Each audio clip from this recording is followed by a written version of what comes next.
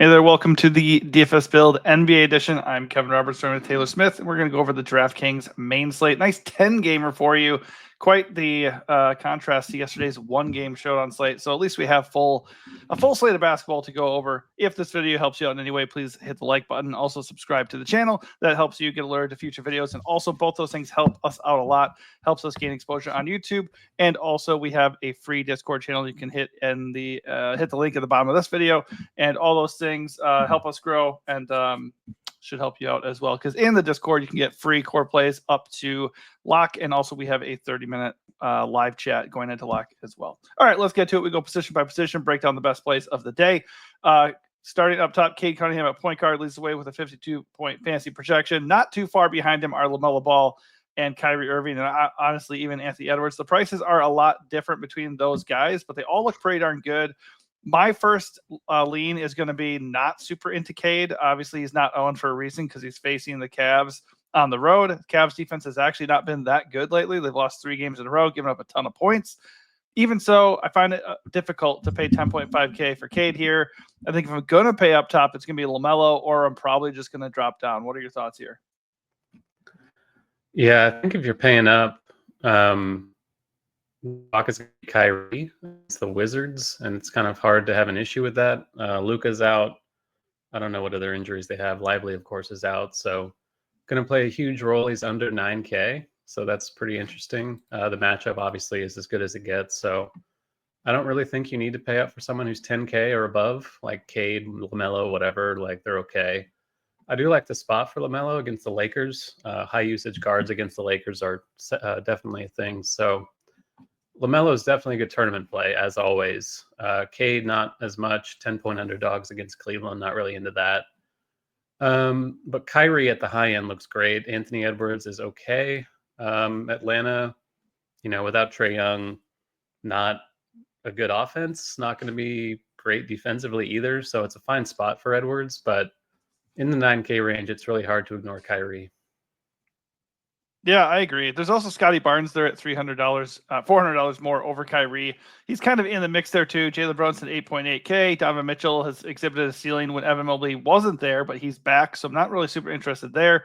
De'Aaron Fox, good price. Could say the same for Garland. Certainly the same for Jamal Murray. He looks like the best value right now in the mid-range at 7.2K. I think they're, Bulls obviously great matchup. It's just going to come down to like, do you want Jokic on the slate? If you do, kind of doesn't make that much sense usually to pair them together. Usually one of them is going to hit the ceiling. I think either way, though, he is definitely still in play. I don't know. Yeah, like obviously he's cheap. Like, Murray's been really volatile, right? But his ceiling is still there. We've seen the ceiling on occasion. This is a great spot, but it is an issue. Like, Nuggets are really popping in general. So, like, it's great to have Jokic and Murray and Westbrook and MPJ, but you probably want to set some rules to not get all 4 together, because what are the odds that all 4 of them are going to win you a tournament in the same lineup? So I like Murray. I just like Jokic more. Mm-hmm. So I guess we'll cross that bridge when we get to it. Yeah, for sure. I'm not, against having them together in your lineup. I definitely agree. I wouldn't want like 3 or 4 Nuggets in my lineup. I just do have a lean towards Jokic. Centers against Bulls. That's also a thing. So yeah. I kind of want to take advantage of that. And I don't think it's recency bias. Like, obviously 2 games ago, he had 99 fantasy points, but I mean, we'll talk about Jokic in a little bit. Point being, I agree. I don't think you have to go pay 10K here. LaMelo is interesting at that price against the Lakers, especially since he's going to be unowned. But I just think you just have like 5 to 7 really good plays in the 8 to 9K range that you can go to. And then obviously down low here, 7.2K Jamal Murray, even 7K flat Malik Monk, and 6.9K Jordan Poole. Those guys all look really good. Like, there's nothing wrong with them whatsoever. It's just going to come down to, do you want to pay up at the position? Just don't think you have to on this slate. Let's go down a little bit further, kind of lower mid-range, even punty, area. I think Lonzo Ball, as long as 1 or 2 of those guys are still out, he looks okay as a value at 4.5K. Kobe's out, so he should start again. Yeah, Kobe's out, so he looks good at 4.5. I like him a good amount for value, just because as things stand, there's not a ton of really good value. D'Lo looks okay with Ben Simmons out. I don't really like the price at 6.4. The projection and roller okay, so I think you can keep him in your pool. Pretty awesome. I don't really love it. He gets a ton of usage. I know the roll's pretty good. Like, I know it's a lot considering it's D'Lo, and we've seen the peaks and valleys from him over the years. But I think there's massive ceiling there, and I don't think 6'4" is necessarily too much to pay for like 40 to 50. You're pretty obviously stoked with that, so I love him, and I think Westbrook is going to be chalky in that range, and D'Lo maybe not. So I think as a pivot, D'Lo looks amazing to me at low ownership if that holds. I just don't like the projected minutes and how volatile he is with that price coming up. Obviously, if he's going to get you 40 to 50 fantasy points, I would do that every day. I just don't think that's going to happen, really. So I like I said, I'd keep him in my player pool. He's a tournament play. If he's going to carry ownership, I'd be out. But as a tournament play, I think he's fine. Yeah, it doesn't look like as of now he's popular, so I love it if he's not. Well, no, because we're used to paying like 5.6 for him, which I would have been totally fine. 6K or less, I'm feeling okay. We're coming in a mid 6K. You can argue he's still mispriced. Not to dive too deep into this, but I do think he might still be under. Like 5.6 is a massive underprice. I think 6.4 might still be an underprice. I mean, we're reaching his ceiling though. All right, keep it going here. Ty Jerome, if Levert is out again, he looks like a decent value once again. Okoro is also up for the Cavs, so I mean he's okay at 4.2. We'll win off the other day, and then last time 15. So that's just who you get with Ty Jerome. Then there's also the case of Keaton Wallace, 3.8K, no Trae Young. He's kind of the only point guard on the team. How do you feel about Keaton Wallace at that price? Yeah, so last time this happened, he started and got like 53 fantasy points and won everyone's slate at pretty low ownership. So I remember that very well. So it's interesting to see that he's really not chalky at 3.8. Like he's not expensive. He's probably going to start again, I assume. They don't have Jalen Johnson either. Someone's got to get usage. I'm not really getting a lot of him right now at 3.8, which I feel like I should be getting more, not just because of the 53-point game, obviously, but just because the minutes should be pretty secure and he's affordable and the matchup is not great. But, on this slate that doesn't appear to have a lot of amazing cheap value as of now, I think Keaton's pretty damn interesting at 3.8. I just wish he was shooting guard eligible. So maybe that's why he's low. I mean, I do not expect 53 fantasy points. I'm not demanding that. He's like the best value of the slate right now, assuming he starts. If he doesn't start, I mean, hopefully we wouldn't have like another like Musa Diate. Was that his name? I can't remember. Diabate. Yeah. So like another situation where like I just don't like starting backups who maybe aren't even that good to begin with, and you don't know for sure if they're going to play, and then all of a sudden they get 36 fantasy points off the bench. So annoying. Anyways, if he starts at 3.8K, they don't really have many other ball handlers really to like open up the offense and create offense for them. So I think I would probably make him a core play so far on this slate. Like he looks pretty darn good. The projected minutes and overall projection aren't amazing, and the matchup with Minnesota also not amazing. Absolutely guaranteed, warranted. But there's not a lot of great value. So as things stand, certainly would play him over Nick Smith Jr. I'll tell you that much. All right. So anything else down here at point guard you like? We glossed over a few more expensive ones. I think Josh Giddey is an awesome play at 7,100 without Kobe White. With White out, like the minutes for Giddey have been pretty shaky all year, but with White out, the minutes have been through the roof lately. He's played upwards of 40 minutes. He played 40 minutes, I think, a couple of games in a row. 38 the last game. The one he played 34 was a blowout. They lost. So still 34 in a blowout. It's not bad. He can stuff the stat sheet, doesn't have to score. Denver has been better defensively of late, but it's in Chicago. The game has a 9-point spread. So really like Josh Giddey as a tournament play also in that 7K range. Otherwise, Carrington, whatever is fine, I guess. Ty Jerome, like you said. I think Rob Dillingham, like we've seen the ceiling and the floor over the last few games. He's 3-2, so his minutes depend on how he's playing. He played really well in the last game, so he got the minutes. Didn't play well at all the game before that. Didn't get the minutes. Played well the game before that and got the minutes. So without DiVincenzo, he has a role. For 3-2, you can play into that, I think, a little bit. Certainly not someone I'm going to get to with a lot of volume unless he randomly starts. Yeah, I love Brunson is also worth a shout just because Memphis plays super fast and he's under 9K. I think he's okay enough. Yeah, I love the Giddey call. So if we're like talking that range, I much prefer him over D'Lo. 38, 40 minutes in 2 of his last 3 games. That's absurd for the amount of stuff he can do out there. He's a really good points per minute guy, and Denver is not a scary matchup. So I feel like his projection here is honestly a little bit light. I like him a lot. Also, CJ McCollum, if DeJounte is out, I thought he's in. probable though. He's in. Okay, so never mind. Forget it. Yeah, I like the Dillingham call too. Just a pure punt. Like obviously, it's not a safe play. All right, shooting guard Kyrie Irving, where he touchdown Ant. You got Donovan Mitchell, Zach LaVine as new faces over here. I think they're fine. I'd prefer LaVine because he's cheaper, and Evan Mobley being back cuts into Mitchell's ceiling. Malik Monk, we already mentioned. Not that like Jaylen Brown's really cheap, 7.5K. You don't really want to target guys in the Boston Houston game that much because both these teams can play defense, but he is too cheap. I think Derek White is questionable again. Not sure about his status. But yeah, I mean, nothing like everybody just looks fine up here. I think I would probably just pivot Kyrie to shooting guard if I was going to use him because I'd probably be interested in playing Keaton at point guard. So he's probably the play here for me. With the ownership, you can pivot to Anthony Edwards. These other guys I mentioned are totally in play. They just don't really stand out that much. Yeah, it's Murray and Kyrie at the high end again. I do think the Jaylen Brown call is really interesting. If White is out, then Brown's going to be a lot better, I think. Oh yeah, way too cheap brutal. Already, yeah, really. And like if White's out, I think 7.5. That's a core play. It's too cheap. Yeah, I do hate the matchup, like we said, but Houston's played some high scoring games. Like the last one was kind of a shootout, so it's not impossible that the game. Same with Boston. Boston's obviously amazing offensively, so it's not really something that you're too scared of, and he's definitely mispriced. I think I'd probably rather play him at small forward, just because I assume small forward is a shit show like it always is, but we'll get to that in a minute. Yeah, you can play D'Lo here. I still like that quite a bit. There's really nothing else. Like Monk is fine. Edwards, like we talked about. Dyson Daniels should see the ball a bit more without Johnson and Trae Young. So 7-4 is a lot, but we have seen some upside from him of late. Just kind of a brutal spot. So don't love it. So there are a lot of good values here. Just none of them feel great. You have Nick Smith Jr., who had been okay. Obviously, he'll still have a role. 4.5K, he's okay. Boggy at 4.4, Grady Dick at 4.2, Christian Brown at 4.5, Strus at 4.5. Like all these guys are in the same range. They're the same type of player. They have to hit their shots and then they'll pay off. If they don't, then you're going to get like 7 fucking points.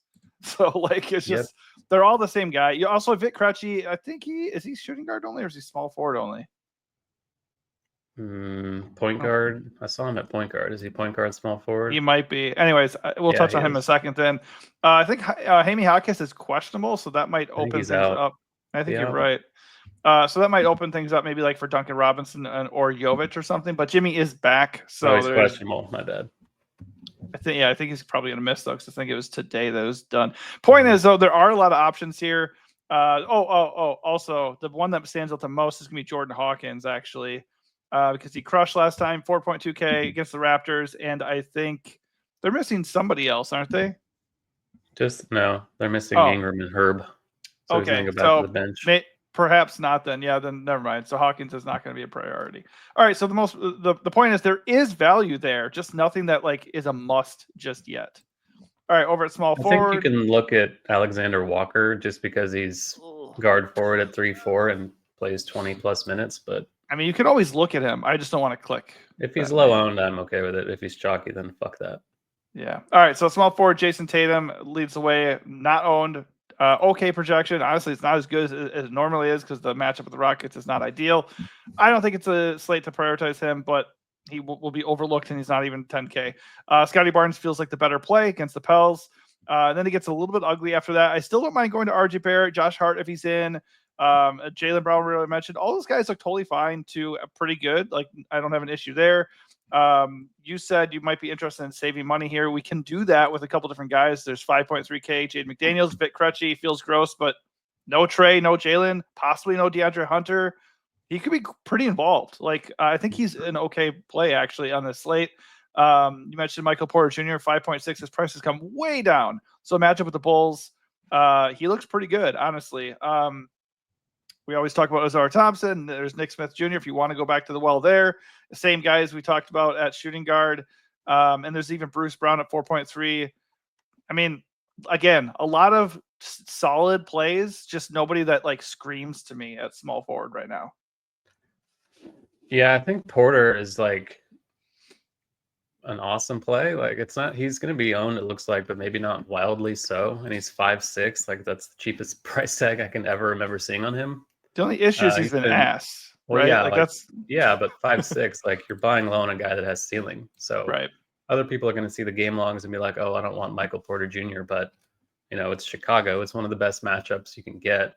This is just the kind of thing we were alluding to with limiting your overall exposure to Denver in the same lineup. Like, I think I would probably max 3 Denver, maybe max 1 the Westbrook Murray situation. But then if I get Jokic, Murray, and Porter or something like that, or Murkic, Burkic. Jokic, Murray, and Brown, I'm okay Yeah. with that. Maybe not Brown and Porter together. They are both good values, but I'd much prefer Porter between the two, even with the price being a little bit higher.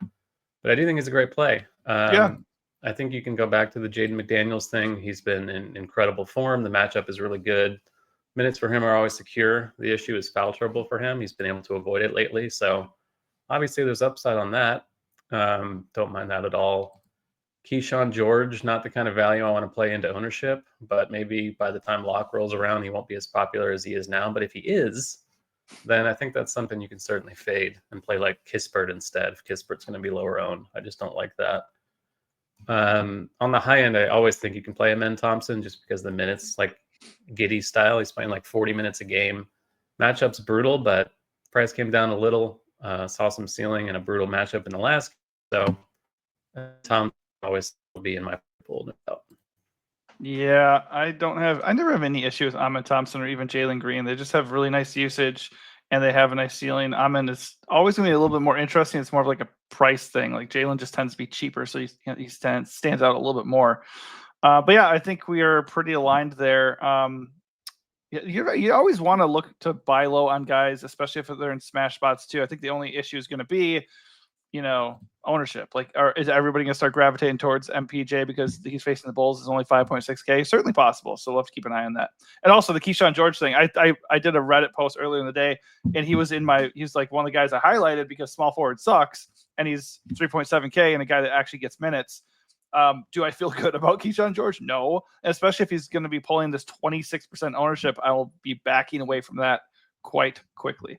All right, at power forward, LeBron James leads the way just above Jason Tatum. So I think at this point, the fact that he's facing the Hornets, he is probably the best high-end option. Certainly, I like him better than Jason Tatum. You can always go with Zion, even though he's limited against the Raptors. I mean, he feels like a pretty good turning play. 8.7K doesn't feel good. 27 projected minutes doesn't feel good. His actual projection isn't amazing, given his price. But for tourneys, I think Zion's in play. Banchero, same deal, 8.6K. His minutes are getting a little bit more palatable. Miami is not the tough matchup they used to be. So I think those 4 guys, LeBron, Tatum, Zion, and Banchero, are interesting tournament plays. I just don't think they're musts at all. How are you feeling about those guys up top? Yeah, I don't think they're musts. I think there's value here too. We can look at a couple of guys at small forward I didn't mention that are also power forward as punts are George Niang and Gigi Jackson. Jackson's only really playable if Aldama's out, which he's questionable right now. But we've seen him essentially step into Aldama's role with Aldama out the last 2 games, and he's only 3.5, good per minute producer as well.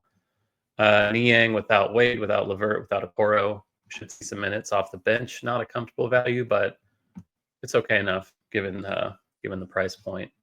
But this position does have a lot of fun. Like you can look at Larry Nance, who now has power forward after being center only. Started the last game. First came back from injury, didn't do very well, but he still got 20 minutes. He just shot poorly. Even against Minnesota, I think that's okay. Aaron Gordon's all the way down to 4.2, playing limited minutes. But again, like this Denver stuff, they all look a little bit too cheap. His minutes have also come up a little bit lately. So I think Aaron Gordon's a pretty good value. Patrick Williams, maybe not, but I think it's okay enough. Alex Sarr is always someone who looks underpriced on DK at 5.4. The minutes are never great, but he is good per minute as well, playing around 30 minutes a game. So there is kind of a lot of value here. PJ Washington, if you want to pay a little bit more, looks good. Keegan Murray, another okay value. It's kind of a lot. Yeah, I think, the main thing I was saying with those top guys is like, yeah, you can play them, but I just don't see the need. I'm thinking I'm paying up at guard or center tonight, maybe both. But PJ Washington looks like the best power forward play of the entire slate. 6.9K. Wizards give up a ton of rebounds. They give up production inside. He's got a big role with no Luka still. So love him. Love Gafford, who we'll get to in a little bit too. The prices are not like amazing. But I think they look pretty damn good, and you can't ask for a better matchup than the Wizards. Naz Reid at 5.7K against the Hawks. He's going to feast there. Don't have any problem that his price never goes up either. So he could be possibly a pivot off of MPJ, because MPJ also is available at power forward depending on what the ownership looks like. Don't want to ignore DeAndre Hunter if he's in at 6K. He could have a really big role even in limited minutes. Again, the matchup with the Wolves is not amazing, but they don't have anybody. So he could be decent at 6K. Mentioned Jovic if Hawkes is out at 5.5K. Don't think we really need to do that, but he would have a bit of a boost with no Hawkes. I think you mentioned all the other values that we can really dive for too. Any interest in Okogie? I don't know if you mentioned him. I know he's been playing well, but I don't know. The Charlotte thing, I never loved tying a bunch of plays up in the first game of the night, and they don't have a very high total. I think in the mid-range, given the expected pace, the pace-up matchup of the game, I think Josh Hart's questionable, but if he plays, he's going to play his 40-plus minutes against Memphis. He's under 8K, as we saw in the last game. Still plenty of ceiling there, even at his elevated salaries. So in a pace-up spot, if he's going to be low-owned, I'm pretty into Josh Hart today. Yeah, I mean, it doesn't really take much to talk me into Josh Hart, just because he does so much when he's out there. He's a little bit banged up, so keep an eye on that. Also, there is Chris Boucher at 3.7K. Kelly Olynyk is questionable, and even Pirtle is questionable. So there could be a lot of extra minutes for him, or even some of the Raptor centers, which we could touch on in a second. But Boucher at 3.7K, I think he wrecked last time. And you touted him there, 32 fantasy points, so he was a hit. Pretty sure GG Jackson, who you vouched for, was also really good. Anyways, he looks good at 3.7 if one of those guys are out, and he might be a core play if both of them are out. All right, so at center, Jokic leads the way, obviously, with a 66-point fantasy projection. He looks amazing against the Bulls. He's going to be owned. I don't really care. I think it's a Jokic slate, even on 10 games. The fact that there's 10 games means you don't have to play Jokic. It just feels like he's going to go absolutely berserk here. So I like him a lot. Brow, Cat, Bonus, they're all Sabonis. They're all kind of the same dude. Similar price range. I think they all look really good. Cat in a really good DFS environment. Sabonis and Brow just have smash matchups. Şengün and Vooch are fine. Mark Williams looks really good again. Gafford looks like the best value at center, probably at 6.7K against the Wizards. He's projecting very well. So he's probably my favorite. Yeah, there you go. Revenge too. He's probably my favorite points per dollar play at the position. But I'm probably just going to pair him and Jokic for the most part. But Gafford looks really, really good. How are you feeling about Jokic and the other guys up top? Yeah, I love Jokic. I think he's the best play on the slate. I'll probably play him over the field if I can manage to make it happen. But center has a ton. Like it's a 10-game slate. There's a lot to like. I think Towns at under 10K is still underpriced. AD is a bit arguably overpriced compared to Towns, but the matchup against Charlotte is a good one. I think Pirtle, if he's in at 6.5 against Yves Missi, is a pretty good spot for Pirtle. So I've been playing him a lot lately. It's been pretty hit or miss, but I like the spot for him if he's good enough to play. Washington, you can play here. I do like the Gafford call. Obviously, Biggs against the Wizards is like an auto smash. Larry Nance, I mentioned being a pretty good value. I think he's a great value with Jalen Johnson and Trae Young out, assuming he's going to start again. Yeah, there's just like Porzingis is 7K flat. That looks a bit cheap. Vooch, 8.3. Don't love the matchup against Jokic, but no one's going to play that side of that game, so I like that a little bit. And then Jalen Duren, matchup's pretty rough, but he's been very good lately after a slow start to the season. Minutes have come up a little bit. Still only 5.7, so I think there's some upside on that price. Yeah, there is just an insane amount to like. I mean, you're like, there's so much that we're not even really touching on Onyeka Okongwu or Khalil Ware. Like, these guys are still in play. They're really solid options. They just don't project amazingly, and their prices are up a little bit. But Onyeka could be a total smash with no Trae or Jalen, possibly no DeAndre Hunter as well. He could have a lot of usage in this game, to be honest. And he's been starting. It seems like they want to keep his minutes kind of limited, but he's crushing regardless. So I do like him again. It's just tough to make him a core play when I'm pretty darn interested in getting Jokic, and Gafford at 300 more just feels like a way better play. That said, if you want to get different, these guys are still a decent place. All right, let's wrap things up with our flag plant of the day, and our general strategy. So it's hard not to plant Jokic against Chicago. I think if we're going off the board, I will go with D'Angelo Russell. I just think the matchup is fine, and the usage for him is through the roof. The price is still a bit cheap. Good pace in that game, in theory, if they can stay close. Even if they don't, like his minutes aren't through the roof. Obviously, that presents more risk, but at the ownership he's currently showing, I will be pretty well over it. Yeah, I think I'll give you 2. Well, I'm with you on Jokic. I'm playing Jokic. I'd be like if I did 150 lineups, I could do 150 with Jokic, but I'd be overweight for sure. If I'm only doing one lineup, Jokic is going to be in it. Just too much upside, too good of a spot, and his price even came down. So I'm just going to do it.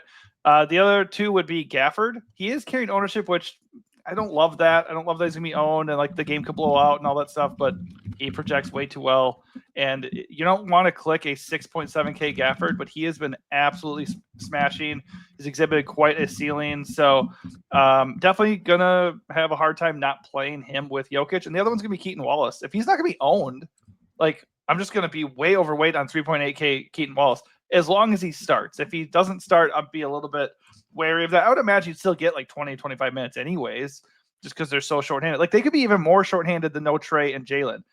Their number 1 pick is questionable. They have DeAndre Hunter questionable. They have like 2 other guys iffy. Even Larry Nance is questionable. So they're just really banged up. So I think Keaton's going to get a bunch of minutes. I'd imagine he does start. I don't think he's going to get 53, but I think he could get you 30, 35 possibly. And at that price, like that's a big win, right? So interesting slate. I think you're definitely going to join the Discord and get in there to get our finalized core plays and get advice on your lineups and just, talk shop with all the different strategies you want to run. And just if you're new to DFS in general, you can come in and join the community and get a little bit of extra help and help you win. All right. Hopefully we do just that. If anything you heard here today helps you out, hit the like button, subscribe to the channel, and come join us in the Discord. Thank you for watching and good luck.